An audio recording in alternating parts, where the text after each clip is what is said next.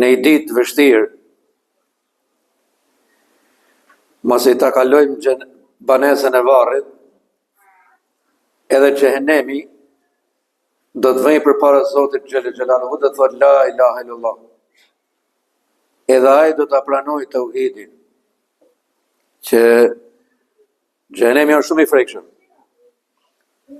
Saqë edhe me lajket e Zotit, krijesa adhuruese po pa gjinofe, pas një gjinof, që në atë minutë që jenë kriju, e deri në atë minutë sa të dalin për para Zotit, edhe ato të tjenë xhenetet e larta, s'kanë bëha asnjë gjinof. Vetëm duke adhuru Zotin, dhe kur do ta shohin që të afrohet xhehenemi tek Allahu xhelel xhelaluhu, edhe ato, thot pejgamberi sallallahu alaihi wasallam, do të kapen masarshit, të ushtërngu, me umqef, prej të merrit, prej pamjes që ka xhehenemi.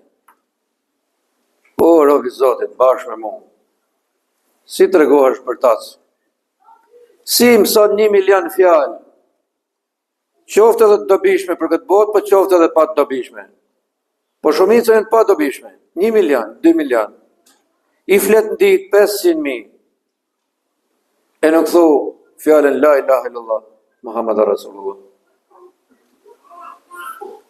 Thot pejgamberi sallallahu alaihi wasallam, në ditë në llogari sot, personi që do ta meritoj shefatin tim, thot, numër 1, do të jetë ai që ka thonë la ilaha illallah Muhammed Rasulullah. Dhe para se të kalonte për kësaj jete i xhajve, shumë e desha të xhajen. Shumë e përkrahua e xhaja. Kishte krahun e djathtë.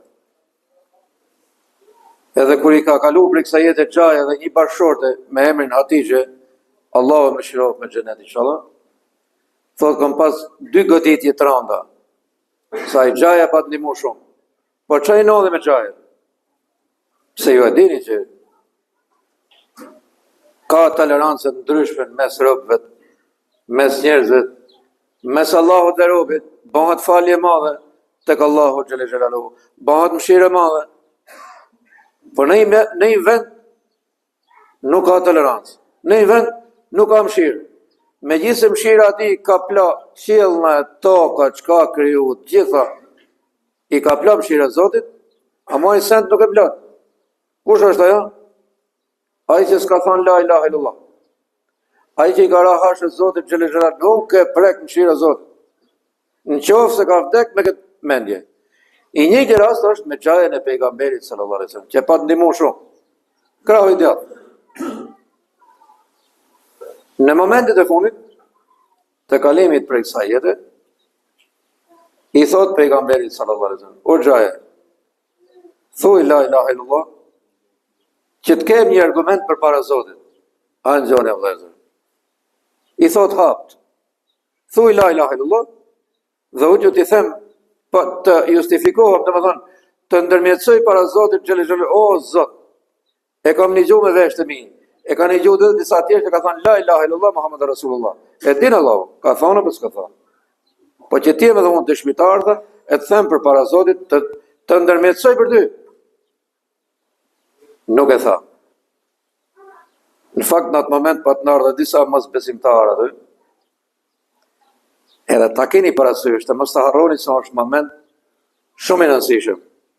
Dhe ky moment kalon në shkatrim me qindra dhe mija musliman. I kalon në xhenet. Pse? Ku që rreziku i Ebu Talibit, i xhajes pejgamberit sallallahu alaihi wasallam? Tha, thojë xhaja që dëshmoj përpara Zotit që ke thonë. Nuk tha. Pse këto që ishin kam,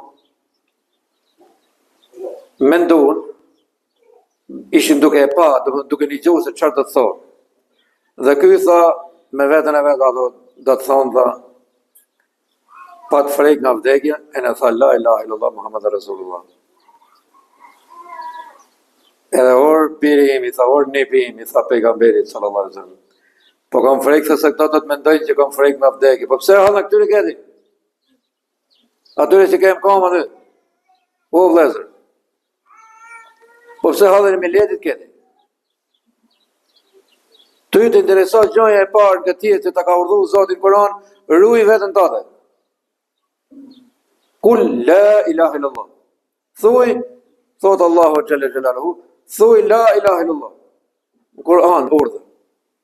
A thua pa më shofin nda mos e kam shkuar në xhami së dri? Ha? Pret pak horë se të falen pak tinzi. I thamë, falen në këto mes miljetë, po jore gjithë këj miljetë. Pse që kanë miljetë? Po miljetin të hek brek, lakuriq, midis pazarit, o lezër. Të im lu, po i bësesh dhe zotit tatë. Lakuriq, burë, gru, gjvishet mes pazarit. Sa do një pazarit? Tha, 20.000 euro, tha, gjvish në tha lakuriq. Midis pazarit. Ti ke problem u falë mes pazarit, me i ullë zotit gjithësis, kryusit gjithësis, nuk po i për ullësh as pronarit, ati që të kam punë, as në i servilizm tjetër i pushtetit, i ministrit, atitit, i për ullësh zotit që ka problemi madhë. Edha i pat frejk, tha, këta të thonë, tha, pat frejk në vdekë. Pa lerës është thonë, tha, vëtë, ata e kanë prefatur në gjenemin. Kur shlirohu për i këti loj, se këj loj të fik derë, këj loj të lem gjenem. Ky lloj të le pa shpejt, le pa pasurit, le pa grut, le pa burr, le pa martu, ky lloj të le pa punë di shkatërro kreditën. Lidhje jote nuk ka lidhje me asnjë. Ka lidhje me Zotin e gjithësisë, edhe ai do të bëjë sebet që do të rregullojë punët tuaja. Edhe ngeli. Do të nëhet në xhenë. Se nuk tha la ilaha illallah. Kaq thuj tha pejgamberi sallallahu alaihi wasallam. Se e pranon dhe që kjo është pejgamberi Zotit. Mirë po, kur thamë që është qelë si xhenetit, pra nuk mëllet vetëm me thonë la ilaha illallah dhe mëroj puna. Kjo është fakti madh për para Zotit. Me zemër, me shpirt, me sinceritet, pejgamberi sallallahu alaihi wasallam thot, dakhala al-janna, ai cili thot la ilaha illallah, me sinceritetin e zemrës, të shpirtit, të trupit, të menjes, do të hynë xhenet. Dhe kur do të peshohet kjo fjalë, do të ketë problemet mëdha për njerëzit.